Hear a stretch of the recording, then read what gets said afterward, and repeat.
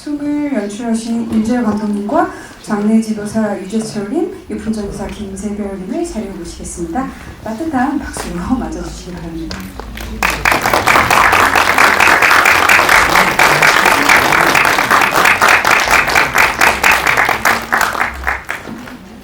아, 네, 선생님 가방 여기까지 들고 들어오신 거였군요. 네, 제가 거의 되겠습니다.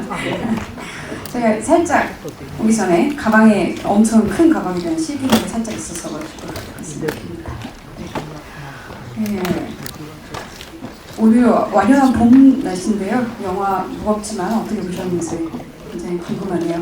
우선 감독님부터 간단한 인사 말씀 듣고 저희 본격적인 기자간담회 시작하도록 하겠습니다. 그러면 감독님부터 인사 말씀 부탁드리겠습니다. 네, 안녕하세요. 영화 숨을 연출한 윤재호 감독입니다. 이렇게 영화를 보러 와주셔서 너무 고맙고 감사하고, 네, 좋은 마음으로, 좋은 생각으로 여러분들이 집에 돌아가셔서 더 새로운 고민들을 할 수 있는 시간들을 가질 수 있길 바랍니다. 감사합니다. 네, 수미에 출연한 유재철 장례지도사입니다. 제가 31년 장례지도사를 하고 있는데 그때는 굉장히 천시받던 직업이었거든요. 근데 그런 것들이 지금은 이렇게 영화로도 나오고 여러분들 만나게 돼서 저희 직업을 좀 더 제대로 알고 싶어서 참여를 했고, 그것이 결실을 맺어서 너무 좋습니다. 감사합니다. 안녕하세요. 유품정리사 김세별입니다. 저는 주로 고독사 발생 현장에서 고인의 유품을 정리하고 마지막 이사를 돕는 일을 하고 있습니다. 감사합니다. 네, 기자님들 혹시 바로 질문 준비되시면 말씀 주시면 저희 진행 요원이 마이크를 배달하도록 하겠습니다. 혹시 바로 질문 준비되신 기자님들 계실까요?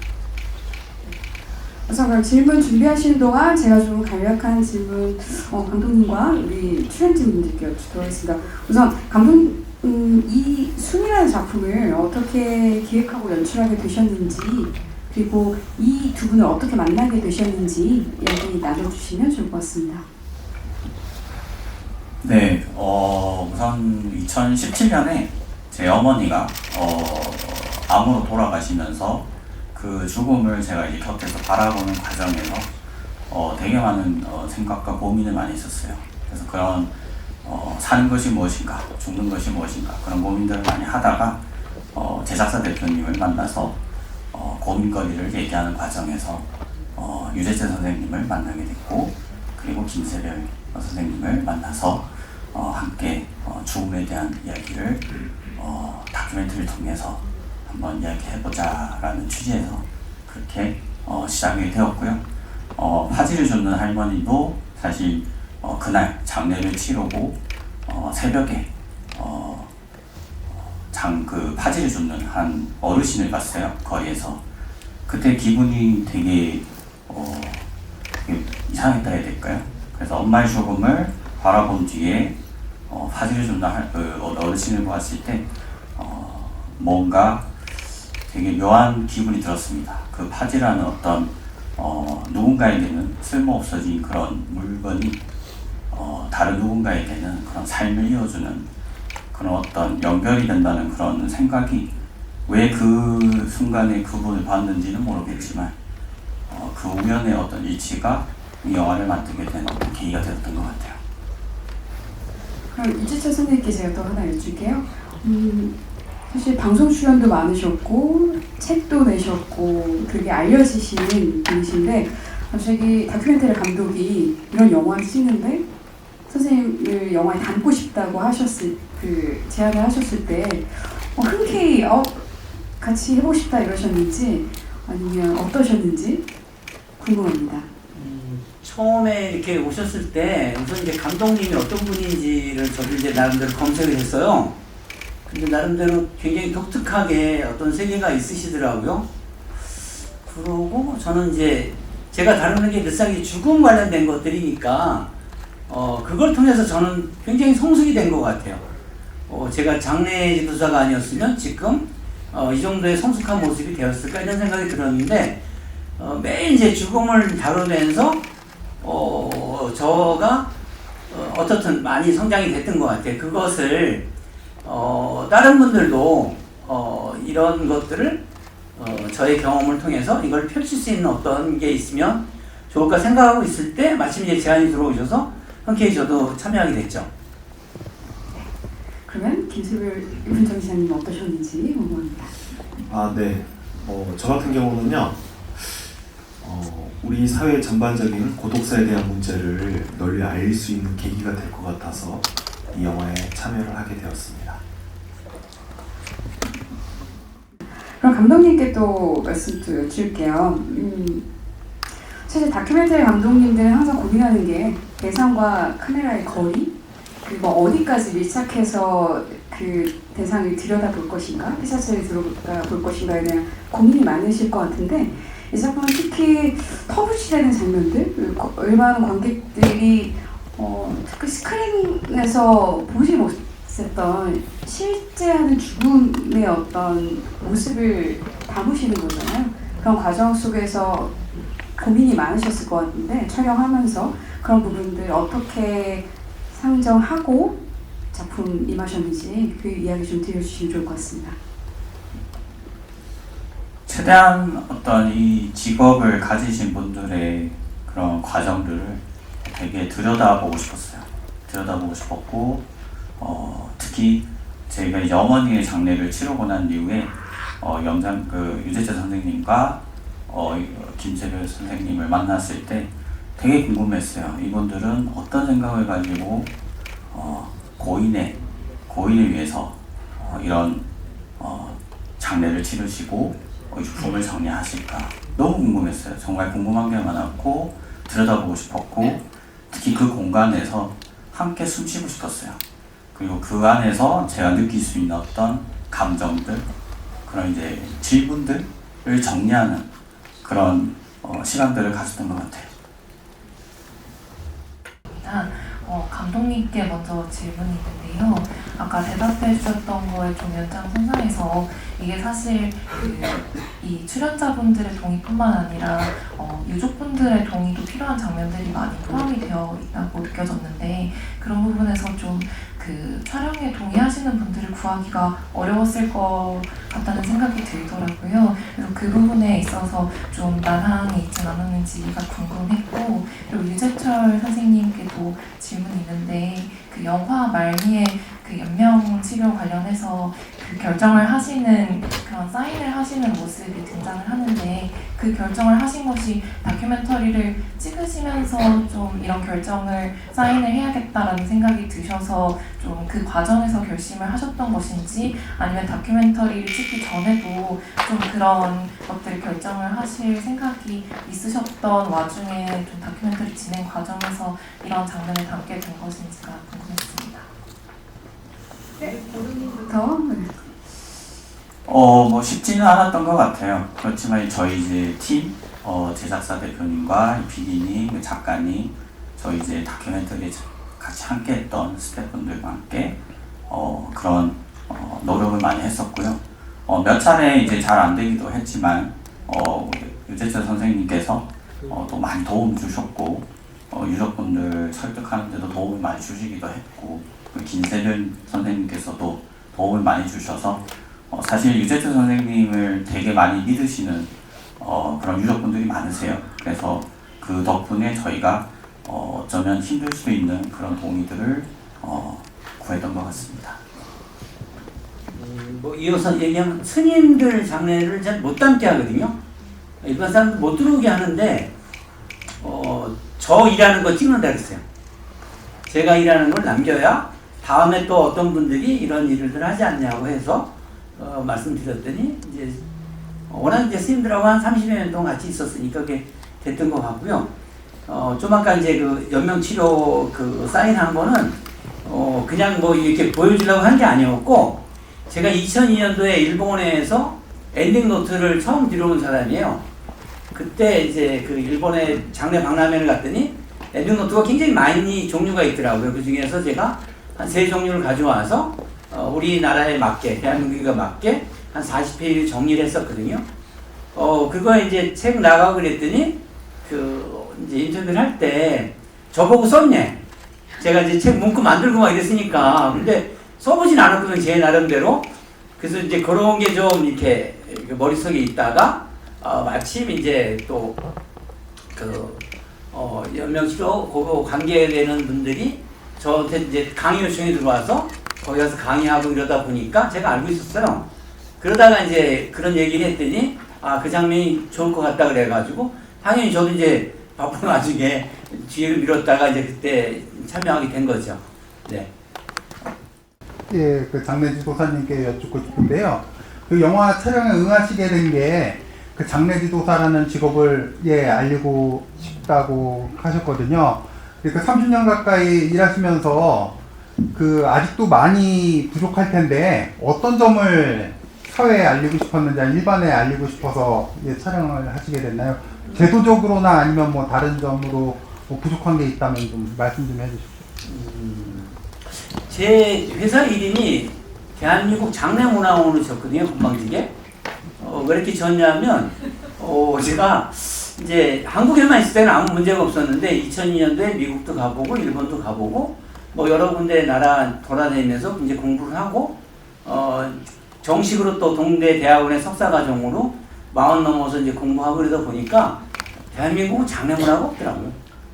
좀 다른 얘기지만, 제가 치른 6분의 대통령이나 큰 스님들만 연결식을 하셔요.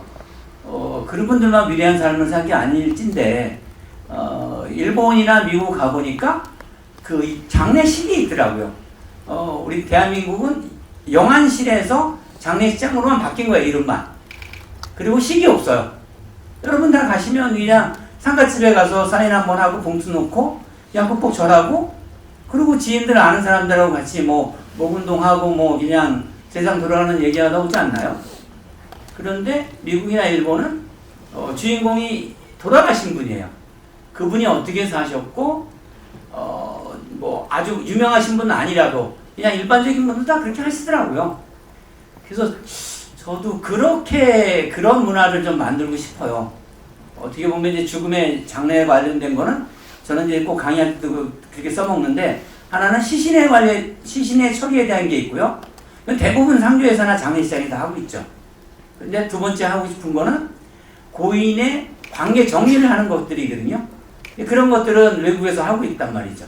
그리고 우리나라 유명하신 분들은 하고 있는데, 그것이 저희 이제 어머니 아버님이 이제 93이라 좀 편찮으신데, 그걸 늘상 저는 이제 한 20여 년부터 그런 생각이 있었어요. 그러다가 11년 전에 장모님이 먼저 돌아가셔서 그런 걸 한번 해보니까 그 왔던 지인들이 굉장히 좋아하시더라고요.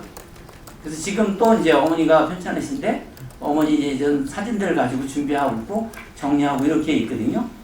그걸 통해서 우리가 죽음을 극복할 수 있을 것 같아요. 막연하게 무섭고 두렵고 막 이런 것들인데, 그것을 장례식에 저는 이제 우리 딸한테 제가 노래 잘 못해서 이장희 노래를 틀어달라 했거든요. 뭐 그렇게 하고, 신앙송은 뭘로 해달라 그러고, 어떤 음악, 어떤 연주 뭐 이런 걸 얘기하다 보면 지금 이제 그게 떨어져 있던 것들이 아니고, 그것을 통해서 내가 오늘 남아있는 삶들 순간순간마다 또 소중하게 생각되어지고 그럴 것 같아요. 저만의 생각일지 모르겠어서 이걸 펼치고 싶어서 이렇게 참여하고 어디 인터뷰하자 그러면 열심히 하고 있습니다. 감사합니다. 지금 유재철 선생님이 장례문화 말씀하셨는데, 이제 개인적으로 이제 서양의 그 장례식 보면은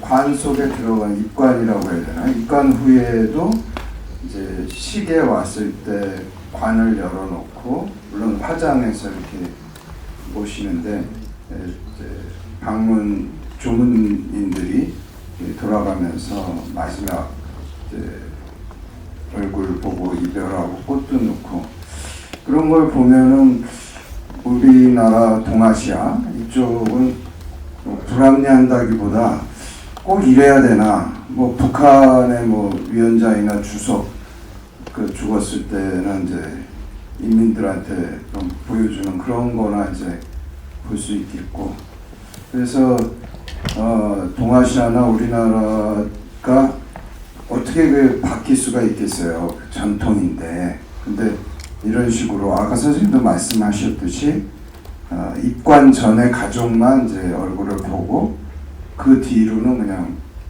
꽁꽁 이렇게 가리고 묶어서 관 속으로 들어가고, 그리고 와가지고는 향 뒤에 병풍 뒤에 뭐 절하고 조의금 내고 이런 식의 문화가 계속 이어지긴 하겠지만 어떤 분들에게서 이제 그 얼굴을 보게 하고 이별의 시간을 조문객들하고 나눌 수 있는 그런 노출의 것이 이제 개별적으로 시도가 되면은 부분적으로 확산이 될 수도 있을 것 같은데 그러할 어떤 필요성에 대해서 어떻게 생각하시는지 궁금합니다.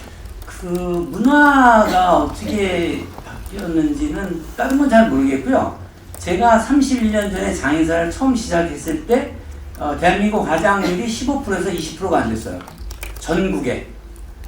근데 이게 2000년을 넘었으면서 2010년쯤 되면 전국 화장률이 80%가 넘고 현재는 한 90%가 넘을 거예요.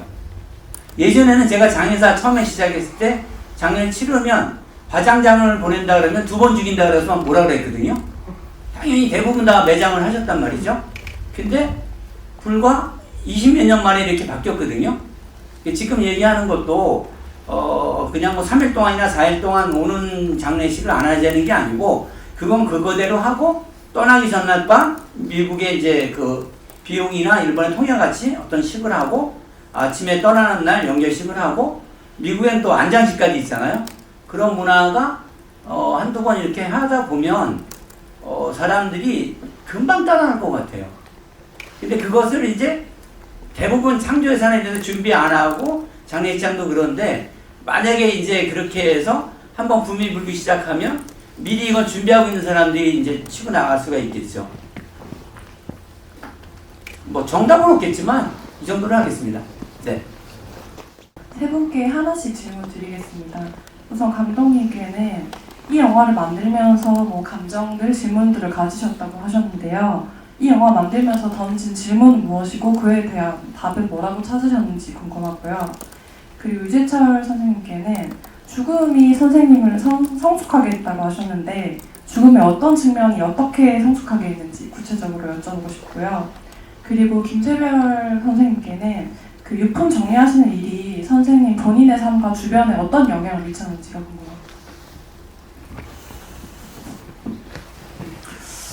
뭐 일단 감정이나 질문들은 어렵진 않았던 것 같아요. 어떤 떠난 분에게서 느껴질 수 있는 어떤 무게감. 떠난 분은 가볍게 떠났을 수도 있지만 우리가 영혼은 가볍다고 얘기를 많이 하는 것 같은데 사실 남은 자에게는 굉장히 무거운 짐이 있기도 하고 그런 것들을 이제 그런 공간에서 선생님들이 그런 고인들을 모시는 장소에서 제가 갔을 때 던질 수 있었던 그런 무거운 질문들, 무게감, 남은 자들이 가질 수 있는 어떤 마음의 무게 그런 것들을 어떻게 극복할 수 있을까? 그런 질문들을 많이 던졌던 것 같아요. 저도 꽤 오랫동안 죽음에 대해서 굉장히 두려운 사람이었고 엄마의 죽음을 받아들이지 못했던 사람 중에 한 명이었고 굉장히 어려웠던 시기가 있었는데 그런 시기를 거쳐가면서 선생님들을 만나고 그 공간에서 같이 숨을 쉬다 보니까 시간이 해결해줬는지는 모르겠는데 굉장히 저 스스로도 어떤 답을 찾았다기보다는 그것을 받아들이는 데 시간이 걸렸던 것 같아요. 어떻게 받아들일 수 있을까? 그런 것들을 이제 선생님을 만나면서 저 스스로도 마음의 정리를 하나씩 할 수 있었던 것 같아요. 질문 그거 답하기 전에 좀 감독님한테 좀 아쉬운 소리 하면 저는 영화를 이렇게 출연하면 뭐가 좀 있을 줄 알았어요. 뭐가 좀 있고 요대로 이렇게 촬영한다 뭐 있을 줄 알았는데 아무것도 없어요. 여북하면 영화 보셨겠지만 저희 밥 먹는 데 와서 그냥 찍으셔. 그리고 그 내용이 좋다고 그대로 나갔어. 그죠? 한 3분인가 4분 나갔잖아요? 저 그러신 분이야. 그리고 죽음에 대해서 아까 이제 기자님 얘기하신 게 어떻게 성숙이 됐냐 그러면 저는 어렸을 때 참 제 마음대로 살았어요. 그냥 동네 공목대장도 하고 뭐 이것저것 제 하고 싶은 대로 살았어요. 그러다가 이제 어쩌다가 이제 1994년도에 장애사를 들어왔는데 저는 안 죽을 줄 알았어요. 지금 전쟁이 나도 저는 다른 사람 다 죽고 저만 살아있을 줄 알았어. 그런데 2015년 5월 11일 날 이제 며칠 안 남았죠?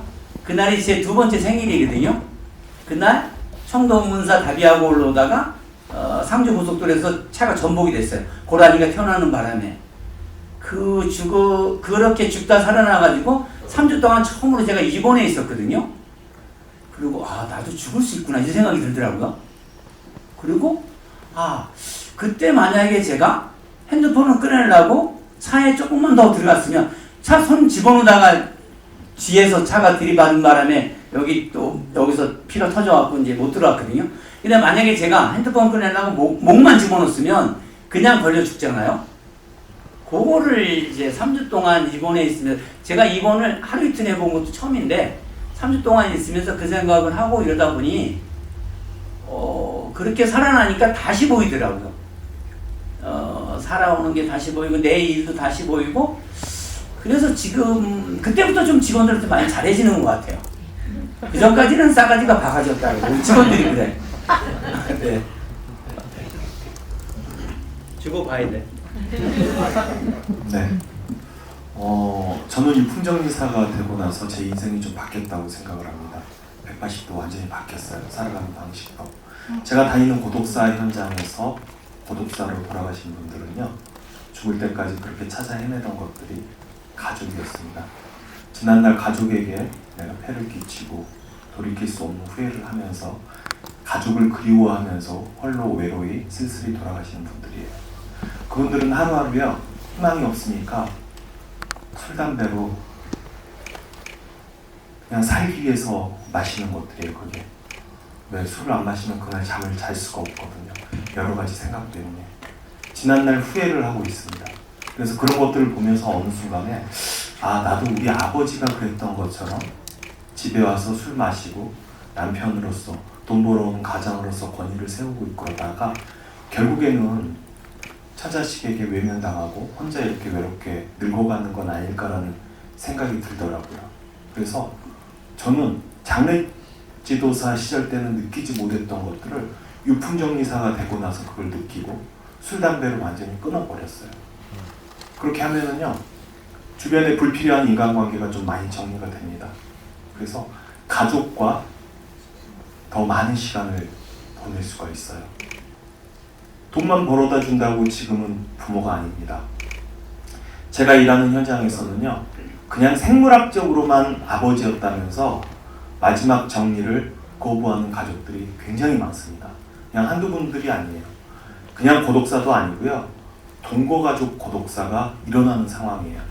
4식구가 5식구가 한 집에 살고 있지만 방에서 나오시지 않는 어머니, 아버지 이런 분들이 돌아가시고 나서 한 달, 2달 뒤에 발견이 되는 일들이 발생이 되고 있어요. 지금은 돈만 벌어다 주고 아이들을 키운다고 해서 부모가 아닙니다. 가족이랑 추억이 공유가 되지 않으면 그냥 돈 벌어오는 기계일 뿐이라고 생각을 해요. 그래서 저는 가족들과 더 많은 시간을 보내고 우리 아이들이 그 추억을 공유할 수 있는 시간은요 굉장히 짧습니다. 벌써 고등학생만 되더라도요 이제 어디 같이 안 다녀요. 절대로 안 다닙니다. 대화도 안 하려고 그래요. 그래서 그 전에 많은 추억도 쌓고 부모란 이런 것이다. 아버지가 그냥 예전처럼 이렇게 집에 분위기 잡고 그냥 어른으로서 자리 잡고 있는 게 아니고 좀 부드럽게 이렇게 사랑도 줄 줄 알고 이런 사람이 돼야 된다고 생각을 해서 저는 제 인생이 완전히 바뀌어버렸어요. 그래서 저는 아까 그 질문의 답이 이 정도면 될까요? 네, 감사합니다. 감독님, 윤 감독한테 질문하고 싶은 거는 사실 유재철 선생님은 굉장히 유명한 분이잖아요. 대통령 6분. 그 진보 쪽 세 분 다 하고 보수 쪽도 세 분 다 하고 해서 공식 대통령 영쟁인데 영화에서 그런 사실을 전혀 부각시키지 않으려고 일부러 덤덤하게 하려는 의시적 노력이 인상적이면서도 조금 개인적으로 왜 저렇게까지 자제를 할까라는 생각이 좀 들었습니다. 그리고 좀 더 죽음의 장면들을 좀 더 많이 보여주고 일상보다는 그런 바람이 있는데 그런 의도 좀 듣고 싶고요. 우리 유 선생님하고 이제 술 먹으면서 전 선생 나 이런 윤정호 감독하고 이런 걸 찍는다 그래서 제가 다 반드시 하셔야 됩니다. 이 윤정호 감독 좋은 감독이니까. 그런 게 지금 세월이 흘러가지고 그 영화를 보게 돼서 굉장히 감개무량합니다. 그런데 저는 영화 평론가로서 이 영화를 어떻게 한 사람이 더 보게 할 것인가를 고민하는 사람 중에 한 명인데, 원혜영 전 부천시장 겸 국회의원이 웰단문화운동 이사장인 건 아시죠? 거기랑 이미 사전 연락이 됐을 거라고 판단합니다만은 몇 개월 전에 제가 만났을 때 이 영화 얘기를 했습니다. 연락하셔갖고 빨리 그 웰단문화운동 그쪽하고 해서 이 단체, 공동체 상용 포함한 단체 관람 운동을 열심히 해서 이 의미 있는 영화를 좀 더 많이 볼 수 있게 좀 그 방향으로 노력하시면 좋겠다는 바람을 전하고, 다음 주에 이제 매부쇼의 영화를 소개해야 되는데 어떻게 소개될지는 저도 잘 모르겠습니다. 응원하겠습니다. 감사합니다. 한 건 이게 한 잔이 좋구만. 그때 이게 몇 년 전에 그죠? 네, 감사합니다. 또 질문이 준비되셨으면 또 마이크 하도록 하겠습니다. 네. 사실 좀 균형을 맞추고 싶었어요. 일단 개인적으로 저는 영화를 만들 때 사람 냄새가 나는 게 좋습니다. 사람의 이야기를 하고 싶었고, 유명이든 아니든 그걸 떠나서 저는 선생님을 사람으로 보았고, 김재룡 선생님도 사람으로 보았기 때문에 사람의 이야기를 하고 싶었어요. 그리고 죽음에 대해서 이야기를 하지만 그래도 우리의 삶의 가장 큰 원동력은 일상이다라고 생각했어요. 두 분의 이야기, 사모님과 같이 얘기하는 좀 티격태격하지만 거기에 제 부모님 보기도 했고 되게 사람 냄새가 나는 그런 풍경이었어요. 그런 것들이 너무 좋아서 죽음과 삶을 좀 균형을 맞출 수 있는 그런 영화를 만들고 싶었습니다. 영화를 보면서 그 영화에서 조금 약간 반복되는 질문 중에 하나가 우리는 과연 지금 죽는 준비를 하고 있는가라는 얘기들이 나오는 것 같아요. 근데 이제 우리가 사실 죽는 준비라는 게 물론 해야 되는 것 같지만 사실 또 우리 삶이 또 어떻게 될지 모르기 때문에 아까 또 그 두 부부의 얘기 중에 이제 추하게 죽지 않으려고 해도 환경이 결국 그 못하게 한다는 식의 그 얘기가 나오는데, 그래서 어찌 보면 이 영화에서 어쨌든 질문이 나왔기 때문에 그렇다면 죽는 준비라는 게 과연 뭘까? 죽는 준비는 어떻게 해야 되는 것인가라는 얘기가 있어야 될 것 같아요. 그래서 일단 감독님께 여쭤보고, 그리고 혹시 괜찮으면 두 분 선생님들께도 한번 여쭤보겠습니다. 혹시 질문이 죽는 준비를 어떻게 해야 되는 그 질문인가요? 사실 제가 대답할 수 있는 영역은 아닌 것 같고, 사실 저도 사실 잘 모릅니다. 어떻게 준비를 해야 할까. 영화를 만들면서도 같은 공간에서 함께 있었음에도 죽음을 준비하는 법은 사실 아직도 잘 모르겠고요. 그것보다 우선은 저에게 있어서는 저의 질문은 죽음을 우선 어떻게 받아들일까. 떠난 사람의 죽음을 내가 어떻게 산 사람으로서 먼저 받아들일까가 첫 번째였어요. 그게 준비가 우선 되어야 내가 떠날 때도 나를 사랑했던 남겨진 사람들에게 또 어떻게 내가 얘기를 해줄 수 있을까를 알 수 있을 것 같아서 현재로서는 죽음을 어떻게 받아들일까 그 정도까지인 것 같습니다. 저는 법정 스님이 저의 이제 정행이란 법명도 지어주시고 마지막을 돌아가시기 한 2달 전에 저희들한테 의뢰가 들어와서 조계종에 이제 그 행사팀하고 이제 길상사 주지스님하고 몇 분 이제 준비를 했었어요. 근데 그분은 워낙 이제 평상시에 40살에 글을 쓸 때부터 내가 죽으면 번잡스럽게 하지도 말고 내 입고 있는 옷 그대로 이제 뭐 답이해라 뭐 이렇게 써놓으셨는데, 그래서 그분이 그렇게 그 글들이 깔끔하고 담백하고 해서 지금까지도 많은 사람들한테 사랑을 받는 것 같고요.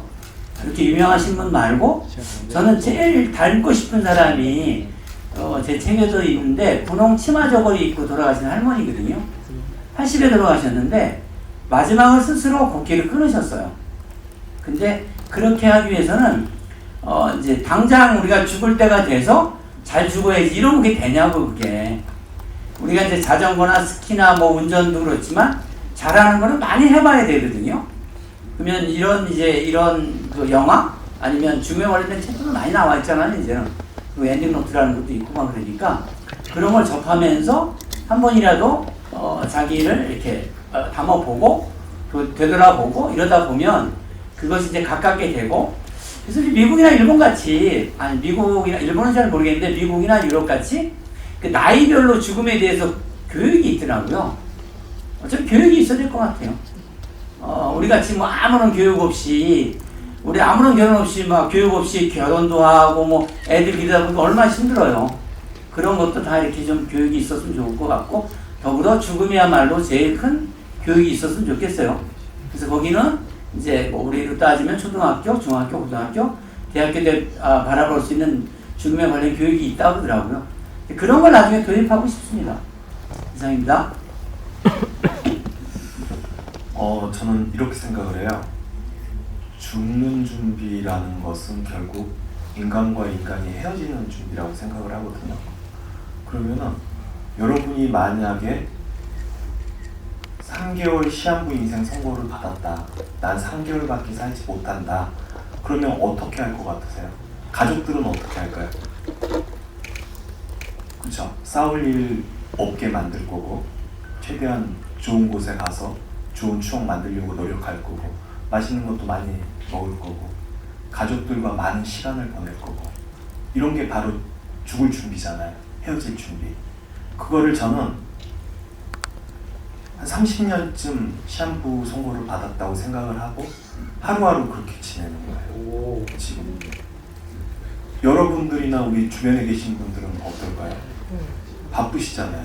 사회생활하고 지인들하고 술 마시고 가족들을 등한시하고, 가족들은 언제나 기다려줄 거라고만 생각들을 하잖아요. 그죠? 그런데 결코 우리 아이들은 그러질 않거든요. 날마다 아빠 빨리 오기를 기다리고 그러잖아요. 그래서 저는 가족들과 많은 시간을 보내고 좋은 추억을 쌓는 거야말로 죽을 준비를 하는 게 아닌가.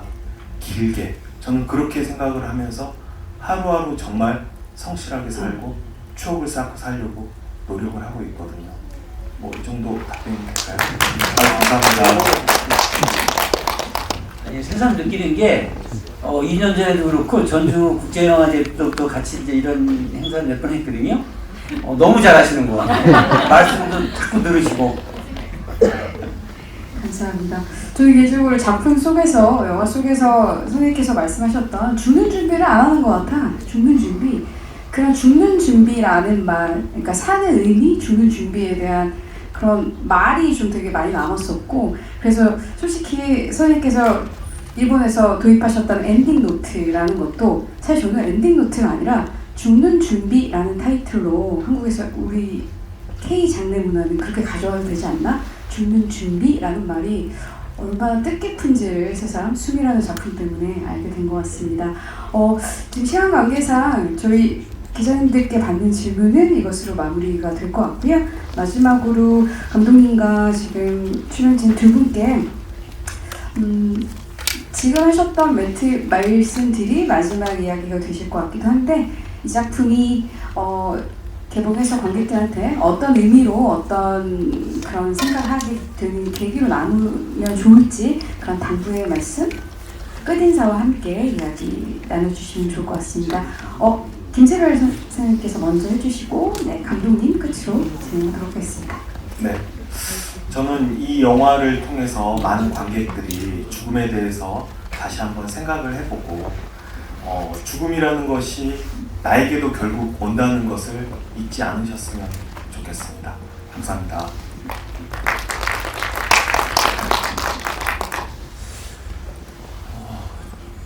갑자기 이렇게 아니 갑자기 아니고 늘상 이제 이런 질문이 마지막에 나오면 좀 무거워요.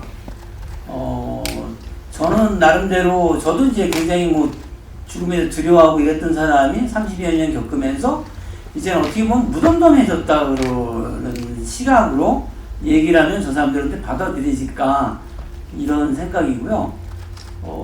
지금은 이제 매 순간 오는 순간마다 이게 점점 새로워지는 나이가 되다 보니까 뭐 내일모레 이제 70되고 막 이러면 그게 더 그게 다가오더라고요.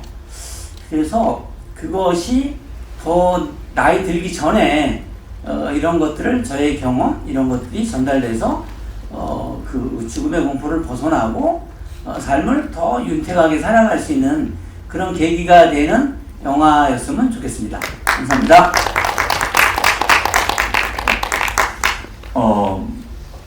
김세별 선생님께서 말씀하신 것처럼 결국 하루하루의 숨을 쉬는 그 순간이 되게 소중한 시간이라고 계속 생각이 드는 것 같고 이 영화를 보고 나서 내가 지금 죽음을 준비한다는 생각도 있을 수도 있지만 지금 숨을 쉬고 있는 이 순간이 이 공간에서 지금 이 시간이 정말 소중한 거구나 그런 것들 많이 생각할 수 있었으면 좋겠고 그리고 저희 영화 많이 봐주시기 바랍니다. 감사합니다. 네, 그러면 이것으로 저희 지금 인탁 시간을 마치도록 하고요. 저희 잠깐 퇴장했다가 포토타임 갖고 저희 전체 기자 담당을 마무리하도록 하겠습니다. 끝까지 자리 지켜주셔서 감사드립니다. 네, 세 분은 잠깐 이쪽에 와주시고요. 네, 잠깐 가운데 단독으로 좀 찍겠습니다. 네, 와주시고요.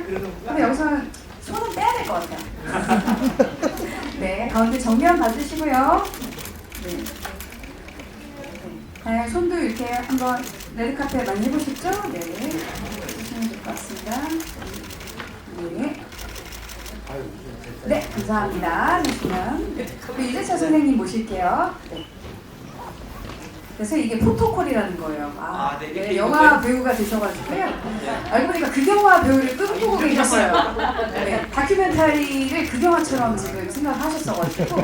잘 부탁드립니다. 네, 잘 부탁드립니다. 네, 많이 화이팅 한번. 네, 화이팅. 화이팅. 네, 화이팅. 네, 화이팅. 네, 감사합니다. 김세별 선생님, 네, 모시겠습니다. 네, 진짜 훤칠하시죠? 예.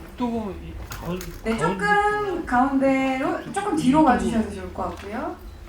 선생님 가운데로 가실게요. 저희 네. 네, 조명 보시면 됩니다. 이쪽으로 보면 돼요. 네, 가운데 보시면 됩니다. 카메라. 네, 웃어 주시고요. 네.